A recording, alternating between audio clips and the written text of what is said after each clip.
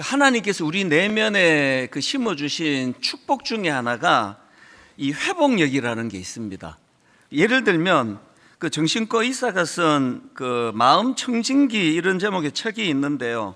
이 책의 저자는 정신과 의사로서 이제 강력하게 주장하는, 좀 반복하는 주장이 있는데요. 그게 이겁니다. 우리 안에는 자기 치유의 원천적 생명력이 있다. 이런 내용들을 이제 쭉 풀어가는 책인데요. 정신과 의사하다 보니까 사람들이 자꾸 이런 질문을 많이 한다고 합니다. 매일 힘든 사람들의 이야기만 듣는 게 힘들지 않습니까? 이분 말씀이 힘든 환자들의 이야기를 듣는 게 쉬운 일은 아니지만, 그러나 그 치료 현장에서 환자들의 치유와 회복이 일어나고 때로는 이전보다 더 건강하게 성장해가는 그런 변화를 많이 목도하기 때문에 보람이 더 큽니다. 그러면서 하는 말이 이겁니다. 우리 인간 안에 내재된 생명력이 있다는 것. 자기가 오래 이제 수많은 환자들을 돌보고 보살피면서 내린 결론이 이 믿음이 생겼다는 거예요. 우리 인간 안에 내재되어 있는 생명이 있다는 것. 그 내용을 한번 들어보십시오. 무서운 화마가 휩쓸어 재만 남은 산야에도 다시 수목이 자라고, 방사능 유출로 오염된 도시에도 다시 꽃이 피어나고, 기름으로 뒤덮인 바다도 스스로 정화되는 것처럼 우리에게도 자기 치유와 자기 정화의 원천적 생명력이 있습니다. 이게 제가 말씀드리는, 하나님이 우리를 이 땅에 보내주실 때 우리의 DNA 안에 이 회복력을 주셨다는 겁니다. 자꾸 오해하시는 게요, 막 굉장히 정신력이 강하고 혹은 그 공부를 그 분야에 전공을 하고 지식이 많은 사람이 회복력이 있는 걸로 생각하지만 그렇지 않습니다. 이미 저와 여러분 안에 회복력을 주셨습니다. 이 믿음과 이 확신을 가지고 우리가 이제 하나님 앞에 자기를 돌아보고 점검하면 좋겠는데요. 또 다른 책입니다. 이 책 제목은 하버드 회복 탄력성 수업, 이런 책이 있는데 이 책에서도 비슷한 내용이 나옵니다. 자, 한번 들어보십시오. 호스피스 환자, 트라우마 생존자, 의사 등 수천 명을 만나본 뒤에 깨닫게 된 중요한 사실이 있다. 생물학적 그리고 환경적 요인과는 무관하게 회복 탄력성은 모든 사람의 내면의 본성적인 자질로 존재한다는 것이다. 우리는 모두 회복 탄력성을 가지고 태어난다. 이게 전문가들이 오랜 경험을 통하여 또 임상을 통하여 내린 결론들이거든요. 이 하나님이 우리에게 주신 이 회복력은 놀랍습니다. 여러분들께 보여드릴 게 하나 있는데요. 저 손톱이에요. 몇 달 전에 보여드린 거 기억나시죠? 이게 시커멓게 죽었거든요. 완전히 민망할 정도로 새카맣게 손이 죽어 있었는데 깨끗하게 나았습니다. 제가 처음에 이 차문에 이 손톱이 끼우고 막 밤새도록 엄청 아파하다가 이제 그 다음날 병원에 갔더니 의사 선생님이 목사님, 여기 손톱을 자라게 하는 성장 세포가 있는데 거기를 다쳤대요. 그래서 이제 어쩌면 손톱이 이제 기형으로 자랄지 모릅니다. 심지어는 이제 손톱이 안 자랄 수도 있습니다. 그런 얘기 들으면 마음이 섬뜩하죠. 아니, 이게 그럼 어떻게 해야 돼? 그렇게 생각하면서 제가 이제 하나님 앞에 기도하면서 여기까지 왔는데요. 그 의사 전문가들의 우려와는 달리 완전히 그냥 잘 회복이 됐거든요. 저는 이 새로 살아난 이 손톱을 보면서 그 구약의 인물 삼손, 이 삼손이요, 막 여자나 밝히고 평생을 인생을 허비하다가 그 하나님 주신 놀라운 은사를 다 까먹어버리고 결국에는 비참하게 이제 머리털 깎이고 두 눈 뽑히는 비참한 인생으로 전락을 하는데, 그런데 성경에 보면은요, 그 과정에서 딱 한마디가 내 머리에 남아 있습니다. 성경이 이렇게 표현합니다. 그의 머리털이 밀린 후에 다시 자라기 시작하니라. 이 상징적인 표현이죠. 자기의 실수로 말미암아 비참하게 몰락해버리고 머리 깎여버렸지만 머리털을 새로 자라고 있더라. 이게 저는 상징적으로 항상 제 마음에서 이제 좀 마음이 어려워지고 힘들어지고 또 좀 번아웃 되고 이럴 때가 되면은 왜 이런 말씀이 떠올려져. 머리털 다시 자라요. 내가 지금 좀 힘이 들고 내가 지금 좀 마음이 무너지고 내가 지금 좀 어려움이 있다 할지라도 머리털은 다시 자라는 거예요. 손톱은 다시 자라는 겁니다. 하나님이 주시는 회복력이 있기 때문입니다. 오늘 제가 이런 관점으로 이제 말씀을 풀어나가고 싶은데요. 여러분 지난 한 해 돌아보면서 무슨 일로 그렇게 아프셨어요? 어떤 일로 좌절감을 겪으셨고 아이고 이제 나는 이제 끝이다. 이제 나는 끝이다. 이런 생각을 하고 계신다면 여러분 끝 아니에요. 예수 그리스도가 십자가를 통하여 우리를 구원해 주실 때 그분은 우리에게 영원한 생명력을 주셨기 때문에 그래서 요한이 예수님을 묘사할 때 그분은 생명이다. 그분은 빛이다. 이게 우리 안에 있기 때문에 다시 회복이 되는 거거든요. 오늘 본문의 흐름도 한번 보십시오. 여러분 지난 시간에 살펴본 내용 다 기억하실 것 같은데요. 이스라엘 백성들이 이제 요단강을 건넌 이후에 그들이 맞닥뜨린 첫 번째 대적해야 되는 게 그게 여리고성인데 여리고성은 인간 힘으로 무너뜨릴 수 있는 성이 아니에요. 이중으로 된 어마어마한 성이에요. 난공불락의 성입니다. 그런데 하나님의 초자연적인 은혜로 그 여리고성을 이제 무너뜨렸단 말이죠. 그랬더니 이제 그 명성이 여호수아 6장 27절입니다. 1장 27절입니다. 6장 27절입니다. 여호와께서 여호수아와 함께 하시니 여호수아의 소문이 그 온 땅에 퍼지니라. 명성이 자자해요. 이겼습니다. 난공불락성을 무너뜨렸습니다. 그럴 때 바로 찾아오는 게 그 교만이에요. 그 교만이 그 여호수아로부터 백성들 마음에 이제 교만이 자리 잡고 있으니까 그래서 여러분 성공 안에 실패의 요인이 있는 거예요. 뭐 잘한다 그건 이제 망하는 요인도 같이 들어와 있다는 거거든요. 그래서 이제 그 다음 전투 대상인 아이성을 보니까 아이성은 조그마한 성이라 그랬잖아요. 막 기고만장했죠. 막 교만이 머리 끝까지 올라가 가지고 이건 뭐 다 갈 필요도 없다. 몇 명만 버리면 이길 수 있다. 그래가지고 그만 비참하게 패배하고 그 쓰라린 눈물을 흘렸는데요. 그게 이제 여호수아서 7장 5절 아닙니까? 아이 사람이 그들을 36명쯤 쳐 죽이고 성문 앞에서부터 스바림까지 쫓아가 내려가는 비탈에서 쳤으므로 백성의 마음이 녹아 물같이 된지라. 지난 시간에 여기까지 우리가 이 말씀을 살펴봤는데요. 이렇게 비참하게 무너져 마음이 녹아 물같이 되는 쓰라린 패배로 그렇게 끝나는 게 지난 시간까지 살펴본 말씀이라면 오늘 본문의 말씀은 하나님의 회복력이에요. 그들을 다시 이렇게 세워주시고 다시 회복시켜 주시는 하나님의 일하심이 그래서 그들의 내면이 회복되어가는 과정을 이제 풀고 있는 게 오늘 본문입니다. 사실 제가 이 본문을 묵상할 때 처음에는 오해를 했습니다. 그래서 초점을 잘못 맞출 뻔했습니다. 5절에서 백성들의 마음이 녹아 물같이 된지라 그리고 바로 그 다음 오늘 본문 6절에서 여호수아가 하나님 앞에 회개하는 장면이 나오거든요. 여호수아가 옷을 찢고 이스라엘 장로들과 함께 여호와의 궤 앞에서 땅에 엎드려 머리에 티끌을 뒤집어 쓰고 저물도록 있다가 제가 이 말씀을 읽으면서 오해할 뻔했죠. 아니 이게 제가 이렇게 설교하려고 했습니다. 지도자의 회개가 민족을 살린다. 이런 주제로도 제가 말씀을 준비했고요. 그리고 또 한 사람 아간의 범죄로 이렇게 절망에 빠진 민족이 또 다른 한 사람 지도자 여호수아로 말미암아 회복이 일어났다. 한 사람 지도자의 중요성. 제가 이렇게도 제가 설교를 하려고 준비를 했는데 이게 묵상을 하다가 보니까 큰일 날 뻔했습니다. 이건 그런 주제가 아니에요. 여러분 이 본문은요 그들이 범죄했고 여호수아가 지도자 여호수아가 회개했고 하나님이 용서해 주셔서 회복된 이야기가 아니고요. 그 이전에 이스라엘 백성들이 그 교만이 들어오기 시작하고 그래서 이제 저 난공불락 여리고 성도 우리가 이겼기 때문에 그 안에 찾아온 그 성공 안에 패배의 요인이 들어있다고 하는 그 상황에 대한 하나님의 대안이 아이성에서의 패배예요. 그래서 제가 깨달은 게 뭐냐면은 마음이 녹아 물같이 된지라가 이미 하나님의 치유가 시작됐다는 거더라고요.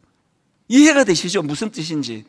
요수아가 회개해서 하나님이 진노를 거둔 사건이 아니고요, 하나님이 그들을 사랑하시기 때문에 그들이 교만한 그들 내면에 마음이 녹아 물같이 되게 만드신 거예요. 그 쓰라림을 주신 게 하나님의 치유의 시작이라는 거거든요. 여러분, 어떤 일로 지금 마음이 녹아 물같이 되신 분이 계십니까? 제 인생도 돌아보면은 그랬던 순간들이 여러 번 있었고요. 또 이제 이런 거죠. 이제 주일 설교를 마치고 나면 마음이 녹아 물같이 될 때가 있습니다. 어떻게 설교 준비를 이것밖에 안 해가지고 이 한 주로 사는 성도님들인데, 그러면 집에 가면은 마음이 힘들어요. 굉장히 힘들어요. 마음이 녹아서 물같이 되는 정도는 아니지만 하여튼 마음은 녹아요. 그러면 저는 감히 이렇게 말씀드릴 수 있습니다.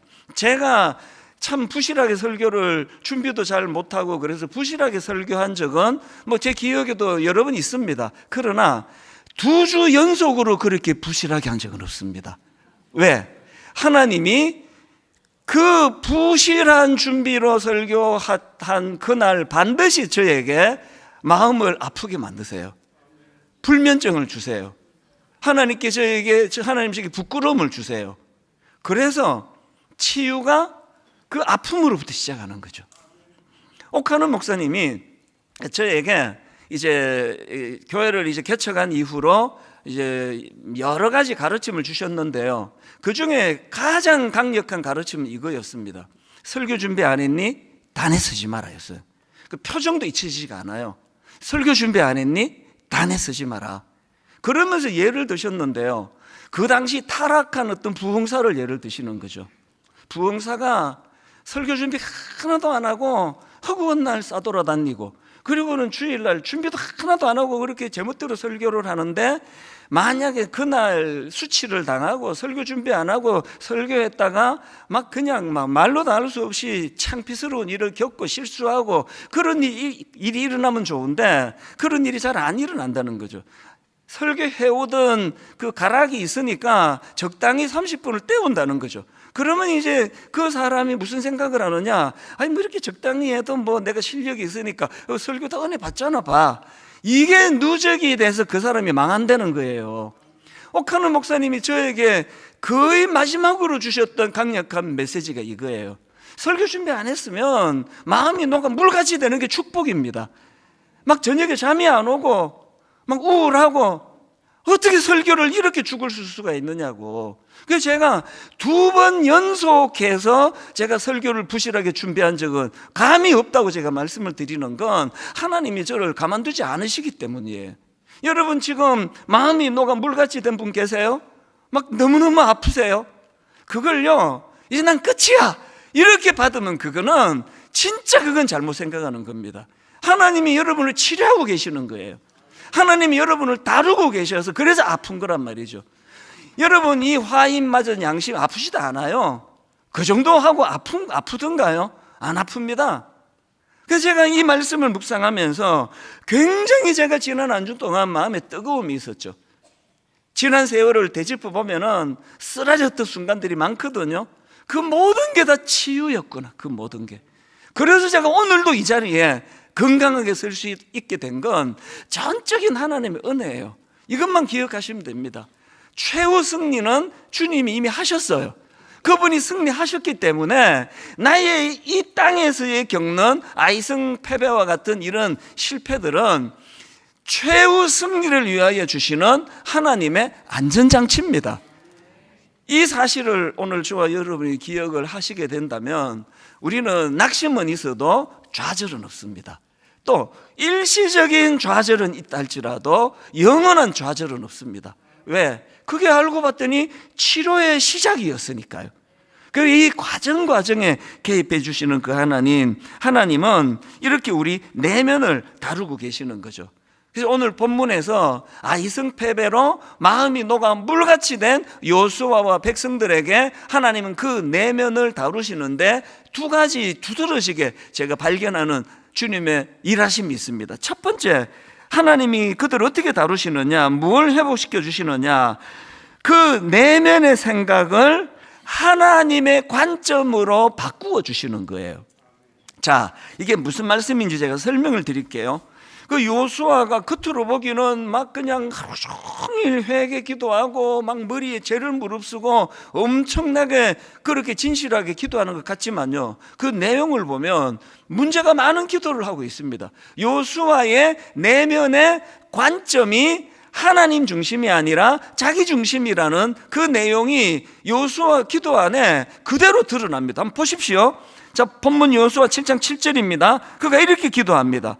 이르되 슬프도소이다. 뭐가 슬프냐? 주 여호와여, 어찌하여 하나님은 이 백성을 인도하여 요단을 건너게 하시고 우리를 아모리 사람의 손에 넘겨 멸망시키려 하셨나이까? 우리가 요단 저쪽을 만족하게 여겨 거주하였다면 좋을 뻔하였나이다. 이게 형식은 회개인데요, 하나님께 책임 전가예요. 물론 여호수아의 중심은 이래서 하나님의 이름이 조롱을 당하는 거 이거 어떡하시렵니까? 하나님을 위하는 마음은 있지만 그 마음의 중심이, 관점이 자기 중심인 거예요.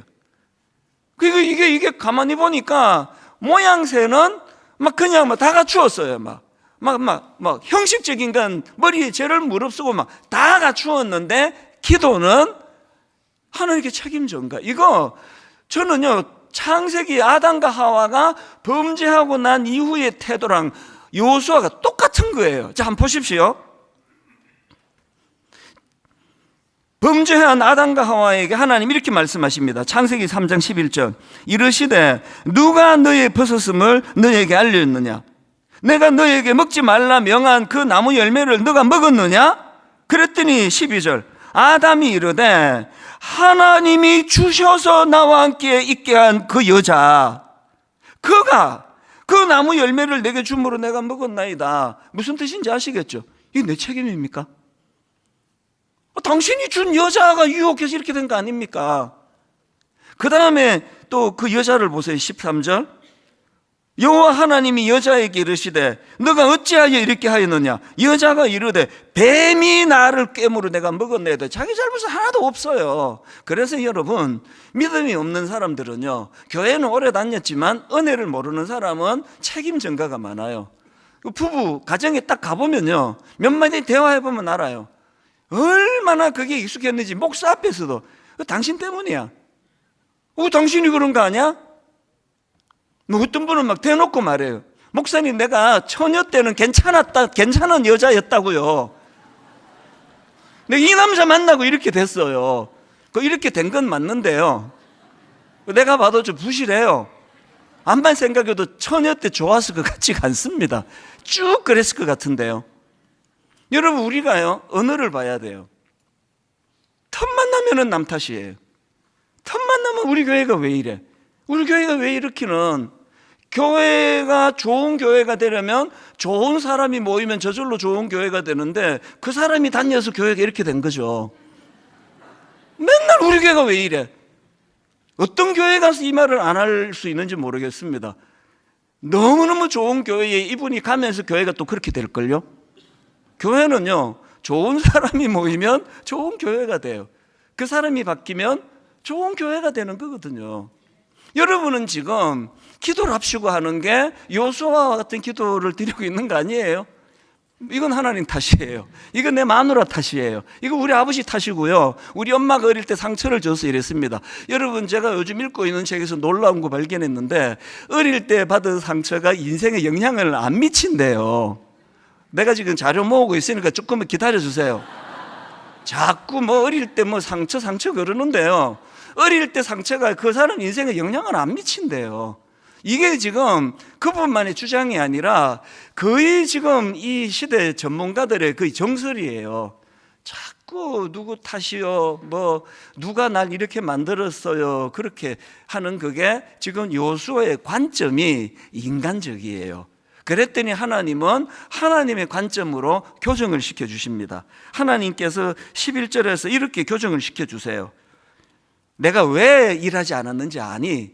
그거는 11절, 이스라엘이 범죄하여 내가 그들에게 명령한 나의 언약을 어겼으며 또한 그들이 온전히 바친 물건을 가져가고 도둑질하며 속이고 그것을 그의 물건들 가운데 두었기 때문이다.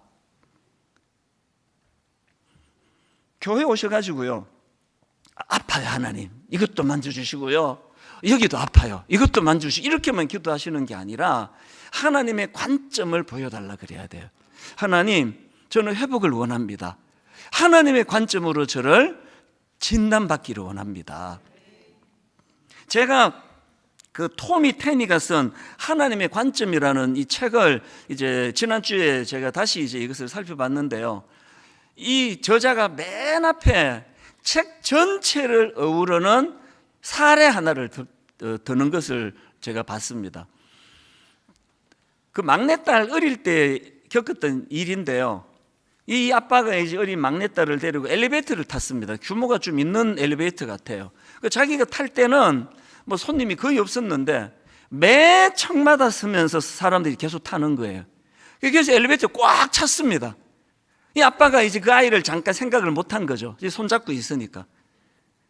그러다가 이제 애랑 눈이 마주쳤는데 그 어린 막내딸이, 그 조그만 아이가 굉장히 두려워하는 시선으로 자기 아빠를 내려다보면서 이렇게 올려다보면서 이렇게 말했습니다. 아빠 안아주세요. 답답해요.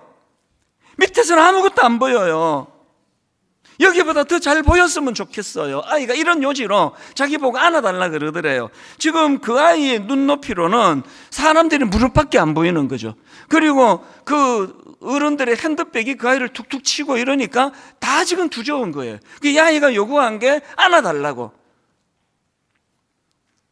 저자가요, 이 토미 테니가 이 경험을 이야기하면서 예배를 기가 막히게 풀이를 했습니다. 예배는요, 하나님 저 좀 안아주세요.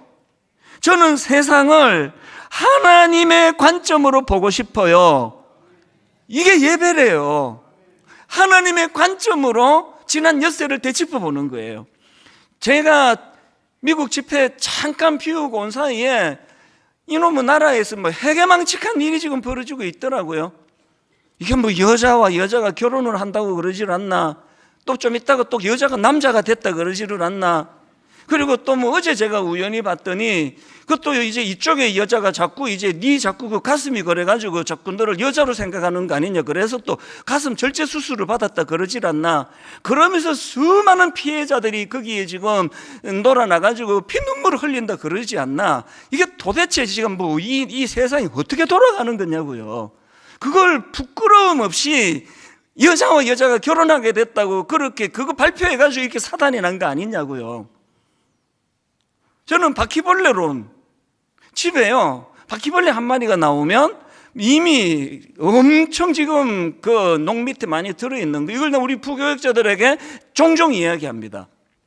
우리가 실수로 어떤 성도에게 상처를 줬다고 하면 이게 말로 실수해서 이 사람이 지금 상처를 흘려 눈물을 흘리면 이미 우리가 인식하지 못할 때 수많은 분들이 지금 우리 때문에 눈물을 흘리고 있을 것이다. 그 한 분의 상처받아 우는 걸 간과하면 그거는 목회자 자격이 없다고 이야기를 해요. 시대를 보세요. 흘러가는 걸 지금 보시기 바라요. 지금 이게 정상적인 나라입니까? 여러분, 지금 일어나고 있는 이런 일들이 그게 뭐 아주 악한 어떤 소수의 뭐 행위였다고 이렇게 치부할 수 없는 건 너무 당당한 태도들이요. 우리는요, 주님 앞에 나올 때마다 본질을 구해야 돼요. 악한 이 세상을 살아가는데 우리의 관점으로 옳고 그름을 분별하기 어렵습니다. 그래서 그 어린아이처럼 때를 쓰면서 하나님께 기도해야 돼요. 하나님, 저를 좀 안아주세요. 저는 이 세상을 세상의 관점이 아니라 하나님의 관점으로 바라보기를 원합니다. 하나님이 여호수아에게 치유의 첫 단추가 이거예요. 그게 잘못된 기도를 교정해 주시는 하나님. 그런가 하면 두 번째로 하나님께서 행하신 회복이 있는데요, 그 회복은요 미봉책이 아니세요. 원점으로 되돌려 주시는 은혜예요. 원점에서 다시 시작하게 하시는 은혜. 자, 아까 7장 11절에서 그들의 문제를 지적하셨죠. 이스라엘이 범죄하여 내가 그들에게 명령한 나의 언약을 어겼으며, 그리고 12절에서 경고하십니다. 그 온전히 바친 물건을 너희 중에서 멸하지 아니하면 내가 다시는 너희와 함께 있지 아니하리라. 그리고 바로 그 다음 13절에서 하나님의 놀라운 말씀이 선포됩니다. 13절, 너는 일어나서 백성을 성결케 하여 이르기를 너희는 스스로 성결케 하여 내일을 기다리라. 이거 여러분 어디서 많이 좀 들어본 것 같지 않으세요? 3장 5절에서 보셨잖아요. 여러분 홍해를 요단강을 건너기도 전에 하나님이 주셨던 가장 원리적인 말씀이 여호수아 3장 5절입니다. 여호수아가 백성에게 이르되 너희는 자신을 성결하게 하라. 여호와께서 내일 너희 가운데 기이한 일들을 행하시리라. 하나님의 원론적인 지침이거든요. 이 말씀을 여러분 내가 수없이 반복해서 말씀드리고 오늘 또 반복합니다. 하나님 뭐라 말씀하세요? 일은 내가 한다. 일은 네가 아니라 내가 하니까 네가 하는 일은 성결케 하는 거다. 하나님의 자녀다운 거룩을 가져야 되는 거다. 영어 성경으로 보니까 하나님께서 우리에게 amazing things라고 복수를 쓰시더라고요. 우리는 이 믿음이 없기 때문에, 그리고 아간도 마찬가지예요. 아간이 그 훔친 걸 보면은요 굉장히 그 과정에 중요한 포인트가 나와요. 그가 나중에 이제 들통나니까 이렇게 고백합니다. 아간이 21절에서 이렇게 고백합니다. 내가 노력한 물건 중에 시날산의 아름다운 외투 한 벌과 은 200세겔과 그 무게가 50세겔 되는 금덩이 하나를 중요한 게 보고예요. 보고 탐내어 가졌나이다. 무슨 뜻이죠? 보기 전에는 탐내지 않았습니다. 보고예요. 우발적이에요. 보고. 뭘 의미합니까? 하나님이 여호수아 3장 5절에 주신 큰 그림이 아간에게 없는 거죠. 큰 그림이 그에게 있는 게 뭐예요? 내일 하나님이 놀라운 일을 행할 거다. 이까지 외투 한 벌 이 정도겠냐? 하나님이 큰 일을 계획하고 계시니까 너는 성결해야 돼. 정직해야 돼. 이런 거 훔치면 안 돼. 이게 정리가 안 된 게 아간이에요. 우발적인 거죠. 여기 누가 대놓고 사기치는 분이 계시겠냐고요. 보고예요. 사기당하는 사람들도 거의 다 우발적이에요. 그럴 때, 유혹당할 때 하나님이 요단강을 건너기도 전에 주셨던 지침을 떠올리는 거예요. 제가 특세 때 막 이제 새벽에 졸리기 쉽고 하니까 막 과장스럽게 말했던 거 기억하시죠? 좀 막 천박스럽게 말했어요. 저요? 성추행 절대 안 한다고. 내가 미쳤습니까? 내가 성추행하게. 내일 하나님이 저를 통하여 놀라운 일을 계획하고 계시는데 내가 왜 그딴 짓 하느냐고 막 굉장히 이것보다 훨씬 더 저속하게 막 제가 막 소리를 지르면서 얘기했거든요. 다시 말씀드립니다. 누가 거룩을 추구하는지 아세요? 야망 있는 사람이 아니고요, 하나님의 일하심을 기대하는 사람이에요. 하나님의 일하심을 기대하는 사람은 절대 성결 기준이, 여기 제가 지난 여름에 하나님이 자꾸 분당 우리 교회 문제가 많다고, 분당 우리 교회 그 고칠 게 한두 가지 아니라고, 그 언어가 바뀌어야 된다고 계속 제게 하나님이 3주 내내 그 말씀을 부담을 주셨을 때 귀국하자마자 이거부터 만들었잖아요. 거룩과 성숙. 이거는요 기초로 돌아가자는 거예요. 교회 사이즈, 규모 이런데 신경 쓰는 것은 저질 중에 저질입니다. 이 교회가 거룩한가? 여러분 가정이 성결합니까? 여러분 아이들에게 거룩을 가르치세요? 안 가르치신다면 여러분 안에 기대감이 없어서 그래요. 참 부실한 나 같은 인생, 하나님이 어떻게 나를 인도해 여기까지 오게 하셨는데 우리 아이들에게도 이것이 흘러가기를 원한다. 그러면 거룩을 가르치죠. 막 살지 마라. 네 유익을 위하여 남의 눈에 눈물 흘리게 만들면 안 된다. 거짓말은 흉내라도 내지 마라. 우리 아이들이 이제 강아지를 갖고 놀 때요, 이제 먹이를 줘야 이 강아지가 이 강아지 엄청 이기적이에요. 그래서 그냥 오라 그러면 이 토이푸들은 머리가 좋아갖고요, 이리 와 그러면 접수를 안 시켜줘요. 웬 개가 짖나 그러고 있어요. 우리 아이들이 이제 신용을 해요. 이래가지고 자 먹이 자 그러면 내가 그 야단쳐. 그렇게 하지 말라고. 개한테도 거짓말하지 말라고. 신용하지 마라. 농담으로 또 이렇게 거짓말을 못하게 해요. 그 입에도 그렇게 담지 마라. 그러고 보면 저는 한 번씩 하는데,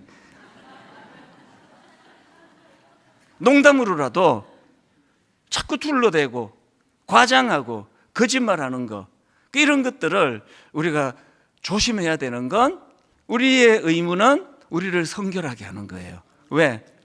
하나님이 일하실 수 있도록. 아까 요수아가 막 하나님한테 막 대들잖아요. 기도가 하나님이 우리를 이렇게 건너가게 해놓고 왜 우리를 이렇게 만드셨냐 그럴 때, 하나님이 아까 범죄했다는 건 뭐래? 내가 일할 수 없는 환경은 네가 만들었다. 내가 일할 수 없는 환경은 네가 만들었다. 뭐죠? 너희가 할 일은 스스로 성결하게 하는 거. 내가 할 일은 amazing things, 놀라운 일을 행하시는 거. 이 그림을 그려주시면서 하나님은 원점에서 다시 시작하도록 하는 겁니다. 오늘 결론은요, 두 가지 이야기로 제가 말씀을 이제 마무리하려고 하는데, 하나는 이겁니다. 아까 제가 말씀드렸죠? 우리가 기억할 거는 최후 승리, 온전한 승리는 예수님이 하셨어요. 그래서 우리가 그 과정에서 좀 어떤 그 전투에서 패배하고 뭐 아이성에서 실패하고 이런 일들은 영원한 패배가 아니에요. 우리가 기억해야 될 게 있는데요, 그 축구 선수 출신 이영표 선수 독실한 크리스찬 아닙니까? 이분이 언젠가 TV에 나와가지고 한 말을 제가 글을 읽고 굉장히 도전을 받았습니다. 이영표 선수가 뭐 엄청난 그 실력을 가진 선수 아닙니까? 그래서 뭐 세계적인 구단의 그 토트넘에 이제 입단을 하게 되니까 많은 기자들이 몰려와서 이제 질문을 하는데, 이런 질문을 많이 하더래요. 당신은 축구 선수로서 어떻게 슬럼프 한 번 없이 승승장구할 수 있었는지 비결이 뭐냐, 자꾸 이런 질문을 하더래요. 이영표 선수가 생각해 보니까 자기가 슬럼프가 많았는데, 너무 중요한 경기에서 패배하고, 그리고 또 그 패배 때문에 자책하고 괴로워하고, 오늘 본문으로 치면 마음이 녹아 물같이 된 이런 적이 자기는 많았는데, 왜 사람들은 이런 슬럼프 한 번 없이 승승장구한 사람으로 인식하는 건가? 그걸 자기가 깊이 생각했대요. 예수 믿는 사람의 특징을 생각하는 사람이에요. 왜 나는 그런 슬럼프가 많았는데 사람들은 내가 슬럼프 없는 선수라고 그렇게 자꾸 생각하는 걸까? 그래서 자기가 내린 결론이 이거예요. 이영표 선수가 하는 말이요, 내가 실패가 참 많았는데, 그런데 그 실패가 나를 실패시키지 못했구나. 그래서 제가 유명한 말을 제가 머리에 지금 담고 있습니다. 우리 교육자들에게 이야기를 몇 번이나 해줬습니다. 내가 실패를 실패시켰다. 다시 한번 들어보실래요?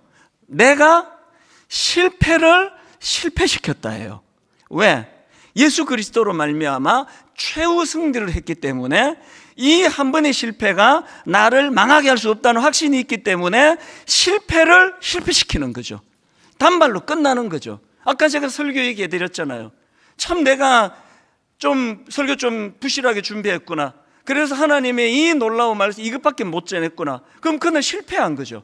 그러나 저는 좌절하지 않아요. 하나님 이번 돌아오는 주일에는 종이 또다시 이런 어리석음을 범하지 않기를 원합니다. 그래서 제가 감히 말씀드리잖아요. 2주 연속으로 제가 이런 부끄러운 설교를 한 적이 없습니다. 이번 주에 곧 올라올 거예요. 다 뒤져가지고 있던데요. 2주 연속 죽순 거 아마 올라올 거라, 반드시 올라올 건데요. 그거는요, 내가 정성이 부실했다는 뜻이 아니고요. 하여튼 모르겠습니다. 뭐 왜 그런지.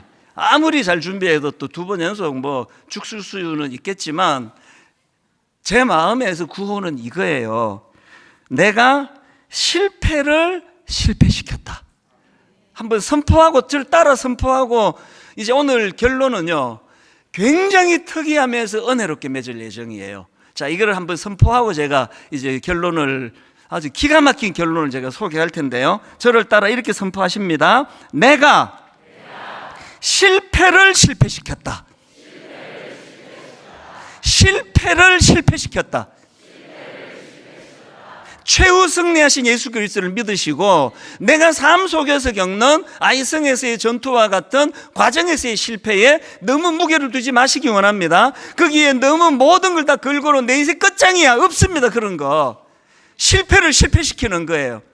이 한 번은 내가 실패했지만, 그러나 이것은 하나님이 나를 연단시키려는 놀라운 하나님의 배려야. 이 실패를 가지고 승리의 길로 난 나아갈 거야. 오늘 결론은 너무너무 은혜롭습니다. 유아 세례를 아까 베풀었잖아요. 그 유아 세례 젊은 부모님 중에 송이안 성도님 엄마가 계세요. 놀랍게도요, 이분도 초신자예요. 이분이 지난 10월 18일에 세례를 받은 분이에요. 본인도 초신자예요. 그런데 이분이 이제 이 다락방이 진짜 중요합니다. 공동체에서 같이 예수 믿고 이제 다락방에 참여하면서 믿음을 키워가고 있는데요, 이분이 이제 소망을 가지게 된 거예요. 지금 나 혼자 예수 믿는데 믿음 안에서 이제 이 회복시켜 주시기를 원하면서, 그래서 이 아이에게 세례를 자기가 담보로, 나 세례 받았고 우리 아기에게 유아 세례를 베풀기를 원한다고. 오늘의 결론은요, 그분의 참 눈물 어린 변화받은 사람이 자녀를 향한 뜨거움을 그렇게 표현하는 간증으로 오늘 설교 결론을 대신하려고 합니다. 우리 같이 이제 그분의 간증을 들으면서 이제 설교를 정리하도록 하겠습니다. 하나님 아버지, 오늘 이 귀한 시간에 부족한 저의 입술로 우리 자녀들을 위한 기도를 올리게 하여 주심에 감사드립니다. 메마른 저의 심령을 성령께서 덮어주시어 오직 하나님 아버지의 크신 사랑과 은혜를 나타내게 하여 주시옵소서. 주님, 저는 저 자신도 어쩌지 못하는 부족한 엄마입니다. 수면 부족과 피곤함을 핑계로 제가 힘에 부치고 한계를 느낄 때마다 아이를 탓하고 원망하는 어리석은 엄마였습니다. 그렇게 하루에도 여러 번 저로 인하여 상처받은 제 아이의 얼굴에서 아이와 함께 울고 계신 예수님의 얼굴을 바라보게 됩니다. 아이를 안고 가시는 하나님의 팔을 붙잡고, 하나님, 오직 나만 바라보고 나만 사랑해달라 울부짖기만 했던 저에게 하나님은 그럼에도 불구하고 귀한 생명인 상우와 서빈이의 엄마로서 살아가게 하여 주셨습니다. 남들 다 쉽게 하는 그 일상마저도 버거워하던 저에게 매번 넘어질 때마다 붙잡아 일으켜 세워주시고 품어주셔서 감사합니다. 저는 오늘 서약한 이 약속마저도 지킬 능력이 없는 엄마지만 지혜가 부족한 때마다 꾸짖지 않으시고 구하면 주시는 하나님 아버지를 믿습니다.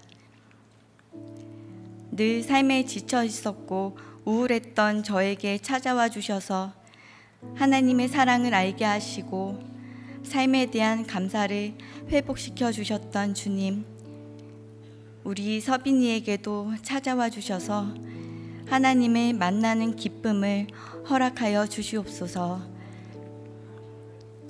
서빈이의 삶의 참 주인이시고 참 부모이신 하나님께 서빈이의 삶을 맡겨드립니다.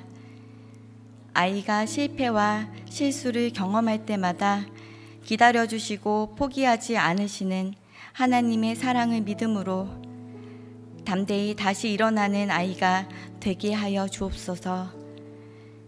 내 발 밑에 작은 세상만 바라보는 것이 아니라 하나님의 큰 꿈을 품고 하늘을 바라보며 사는 아이가 되게 하여 주옵소서. 나 자신밖에 모르는 사람이 아니라 하나님의 마음을 주셔서 이웃들의 손을 보듬어 줄 수 있는 따뜻한 아이가 되게 하여 주옵소서. 세상 사람들의 인정과 박수를 기뻐하기보다 하나님께 칭찬받는 것이 영광임을 아는 아이가 되게 하여 주옵소서. 은혜와 인자가 풍성하신 하나님, 우리 서빈이만이 아닌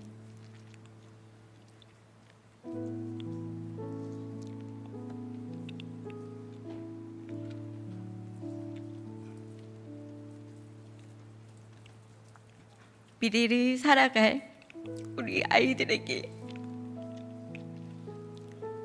복의 복을 더하여 주옵소서. 우리 아이들이 종일 하나님을 자랑하며 하나님께 감사하는 하나님의 자녀로 장성할 수 있도록 인도하여 주시옵소서. 또 이를 위해 기도의 책임을 다하는 부모가 될 수 있도록 은혜를 주시옵소서. 예수님의 이름으로 기도드립니다. 아멘.